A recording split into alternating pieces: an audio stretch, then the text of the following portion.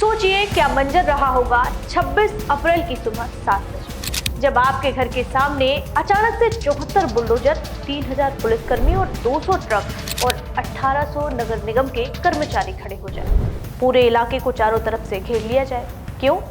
क्योंकि आज कार्रवाई होनी थी अहमदाबाद के उस इलाके में जिसे लोग मिनी बांग्लादेश कहने लगे। ये देश का अब तक का सबसे बड़ा बुलडोजर ऑपरेशन था। लेकिन इतनी बड़ी कार्रवाई अचानक हुई कैसे? आइए आपको ये पूरी कहानी बताते हैं शुरू से। अहमदाबाद का चंदोला झील इलाका, जहां पिछले 15 सालों में यहां एक बड़ी झुग्गी बस्ती बन चुकी थी। करीब 2000 परिवार इस इलाके में रह रहे थे और ज्यादातर गरीब, मजदूर वर्ग और एक खास समुदाय के लोग। इनमें से कई के पास आधार कार्ड, बिजली कनेक्शन और राशन कार्ड जैसे दस्तावेज थे। लेकिन फिर अचानक एक दिन ये कहा गया कि ये सब अवैध कब्जा है।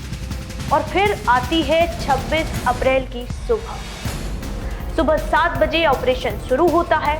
74 बुलडोजर, हजारों पुलिसकर्मी और नगर निगम की टीमें पूरे इलाके को चारों तरफ से घेर लेती है।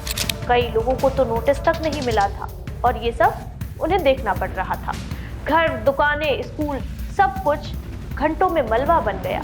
प्रशासन का कहना था कि ये सब अवैध कब्जा है, लेकिन लोग पूछते हैं अगर ये बस्ती 15 सालों से बन रही थी तो कार्रवाई अब क्यों? अब आते हैं इस पूरी कार्रवाई के पीछे छुपे उस नाम पर जिसने पूरे ऑपरेशन की नींव रखी, लल्लू बिहारी उर्फ लालू पठान। पुलिस के अनुसार लल्लू का एक अवैध नेटवर्क चल रहा था। उसके पास से 20 लग्जरी गाड़ियां, 200 ऑटो, 25 घोड़े और करोड़ों की संपत्ति जब्त की गई।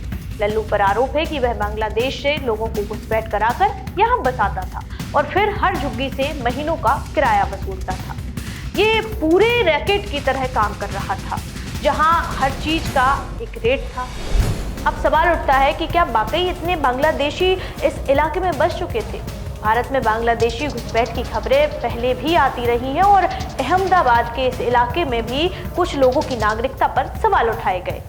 लेकिन अब सवाल ये भी है कि अगर सब कुछ प्रशासन की नजरों के सामने हो रहा था तो इतने सालों तक क्यों अनदेखा किया गया? क्या अब कोई बड़ा संदेश देना था? सरकार ने इसे क्लीन अप ड्राइव बताया है, एक ऐसा ऑपरेशन जिससे देश को संदेश जाए कि अवैध कब्जे अब बर्दाश्त नहीं किए जाएंगे। लेकिन इस ऑपरेशन से सिर्फ अवैध निर्माण ही नहीं टूटे हैं, बल्कि कई लोगों के सपने, बच्चों के स्कूल और जिंदगियां भी टूट गई हैं। अब इतिहास तय करेगा कि ये कार्रवाई न्याय थी या अन्याय। लेकिन इतना तय है कि अहमदाबाद में जो भी हुआ वो भारत की शहरी इतिहास की सबसे बड़ी कार्रवाई थी। अगर आप चाहते हैं ऐसी ही जानकारी और लोगों तक पहुंचे तो इस वीडियो को शेयर करें और चैनल को सब्सक्राइब करना ना भूलें, साथ ही बेल आइकन को दबाना भी ना भूलें।